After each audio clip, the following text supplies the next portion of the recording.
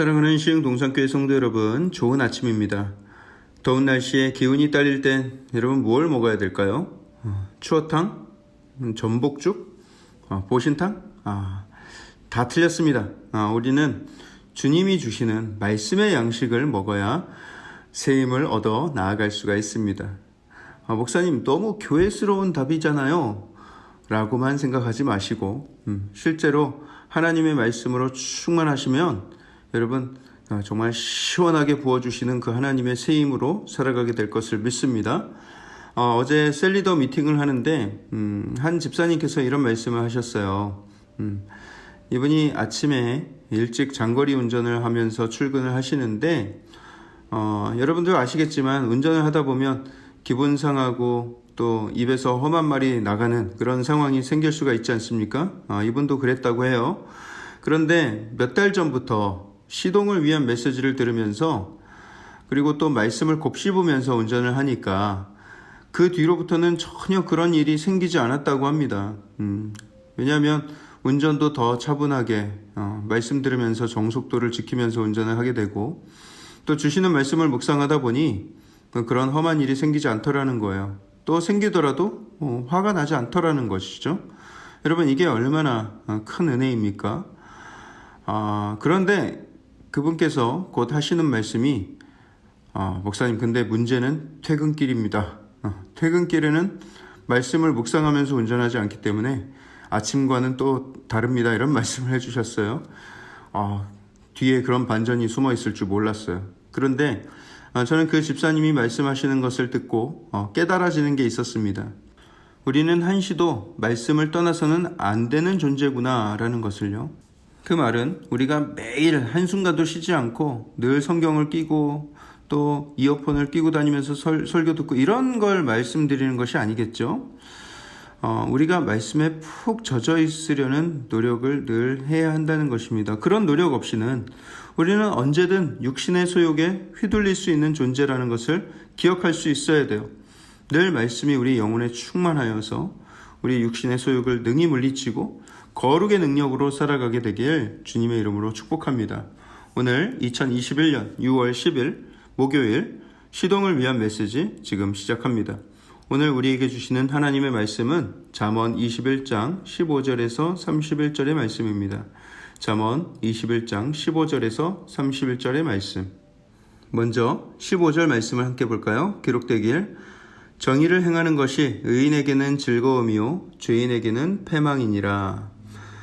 여러분, 우리는 정의로운 나라를 꿈꿉니다. 물론 대한민국이 예전에 비해서는 이런 면에서 많이 나아졌지만 여전히 이 사회에는 부조리가 만연해 있고 30여 년 전에 일개 한 탈주 인질극을 벌인 범죄자가 무전유죄, 유전무죄라는 말을 외쳤어요. 그런데 씁쓸하게도 지금도 여전히 그 말이 유효하게 쓰이고 있다는 것, 그것이 참 가슴 아픈 현실이죠.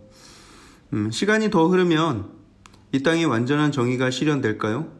우리 자녀 세대 때는 완전한 정의가 실현될까요? 그렇지 않습니다. 다만 조금 더 정의로운 사회가 될 수는 있겠죠.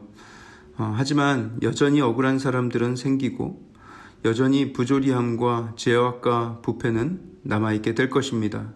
그러면 언제 이 땅에 정의가 실현될까요? 완전한 정의는 없는 것인가? 그렇지 않습니다.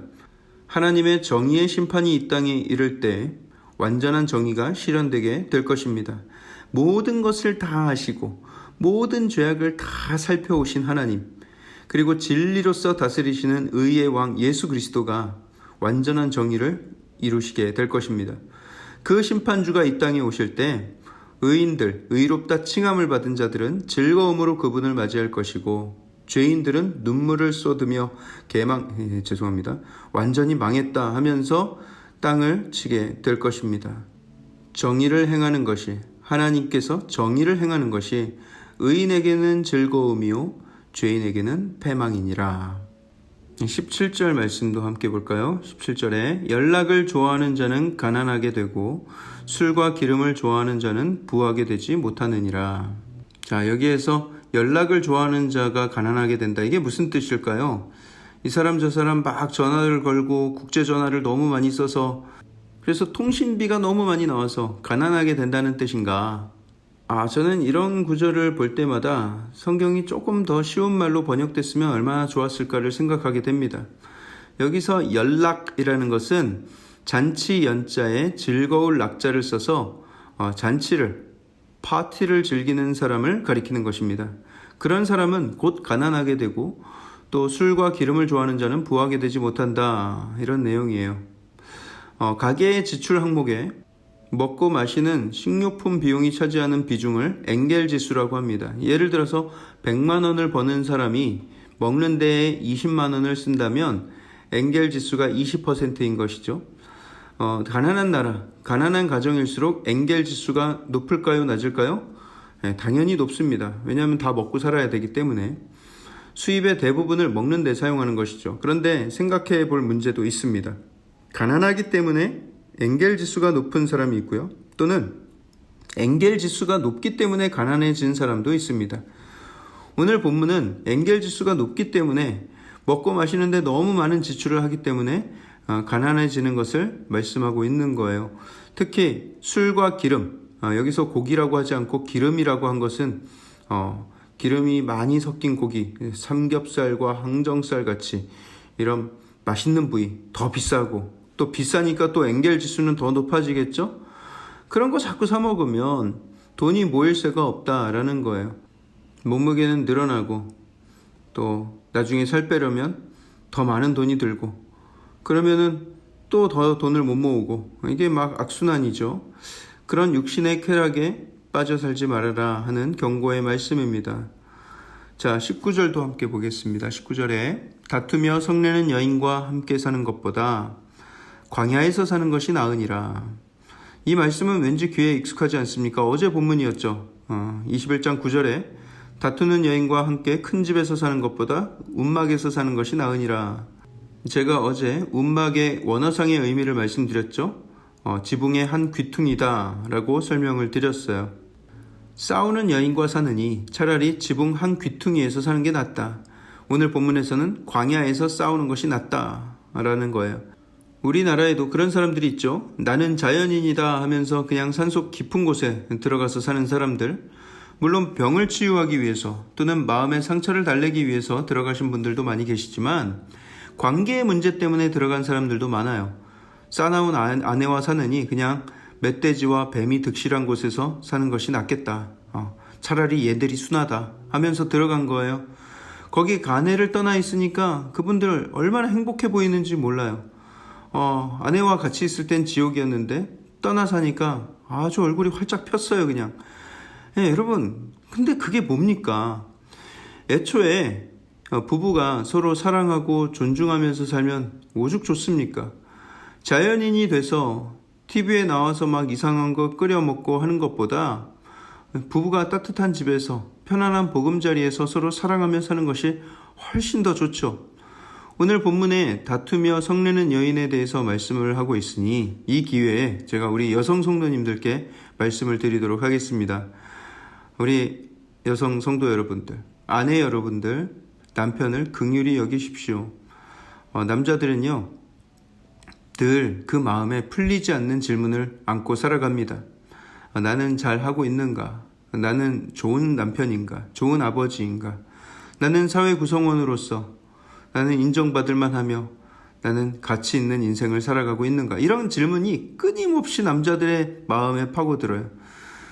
근데 그 질문은 스스로 답을 내릴 수 있는 질문은 아니에요. 그 질문에 가장 신뢰가는 답을 해줄 수 있는 사람 누구겠습니까? 아내이고 가족들 뿐입니다. 자, 그런 질문을 품고 이 험한 세상, 가족을 위해서 애쓰고 용쓰고 그렇게 살아가는 우리 남편들한테 우리 아내분들이 어떤 말을 해줘야 하겠습니까? 여러분들은 어떤 말을 하며 살아가고 계십니까? 여러분들이 위로와 칭찬의 말, 또 격려와 사랑의 말을 많이 하고 살아가고 계십니까? 아니면 구박하고 불평하고 또 원망하는 말을 더 많이 하십니까? 여러분, 그러니까 남편들이 자꾸만 귀농하고 싶어하고 산속으로 기어 들어가고 싶어 하는 거예요. 남편이 좀 부족해 보이더라도 감사하고 존경하는 마음을 가져보세요. 따뜻한 격려의 말, 응원의 말을 좀 건네보세요. 남자들은 아내의 인정, 가족들의 인정을 먹고 힘을 내는 것입니다. 여러분들 집에 자꾸 귀농을 꿈꾸는 남편이 있다든가 나는 자연인이다 하면서 자꾸만 홀로 산속으로 들어가려는 남편이 있다면 뭐 다 그런 건 아니지만 내가 남편에게 어떤 아내인가를 잘 돌아보시길 바랍니다. 아내가 사랑스럽게 느껴지고 고맙게 여겨지는 남편은 절대로 혼자서 산에 들어가서 살고 싶어 하지 않습니다. 자, 우리 26절도 볼까요? 어떤 자는 종일토록 탐하기만 하나 의인은 아끼지 아니하고 베푸느니라. 여러분, 뭔가를 지속적으로 탐하는 사람을 보신 적이 있습니까? 저는 많이 봤어요. 지속적으로 돈을 불리고 재산을 불리고 부동산을 불리는데 혈안이 되어 있는 사람. 그런데 그런 사람은 정말 매력이 없어요. 돈이 있어서 그 주변에 사람들이 지금은 있는 듯 하지만 그 사람 돈 떨어지면 주변에 한 사람도 남지 않고 다 떠날 거예요. 반면에 나누고 베풀기를 너무나 좋아하는 사람을 보신 적이 있습니까? 저는 많이 봤어요. 뭐라도 챙겨주고 싶어 하고 조금이라도 더 섬기고자 하는 사람, 그런 사람은 정말 매력이 있어요. 그 주변에 늘 따뜻한 사람이 모입니다. 만약에 그 사람의 형편이 어려워진다면 사람들이 떠나지 않고 오히려 더 많은 사람들이 모여들어서 그를 구제할 것입니다. 하지만 사실 그렇게 베풀기를 좋아하는 사람이 어려워지는 경우는 잘 보질 못했어요. 왜냐하면 정의로우신 하나님이 살아계시기 때문입니다. 하나님이 계속해서 그런 사람에게 축복을 더하시는 것이죠. 그런 베푸는 삶, 한 손을 펴서 한 손은 구제하는 삶을 살아가는 저와 여러분들 되기를 축복합니다. 사랑의 하나님, 오늘 주신 말씀을 마음판에 새기고 하나님 기뻐하시는 인생, 또 선한 말, 칭찬의 말, 격려의 말을 우리 가족들에게 하며 살아가는 삶, 하나님, 그리고 또 아끼고 절약하고 또 하나님 주시는 그 부의 축복을 가지고 구제하는 삶을 살게 하여 주시옵소서. 이 모든 말씀을 살아계신 예수 그리스도의 이름으로 감사하며 기도합니다. 아멘.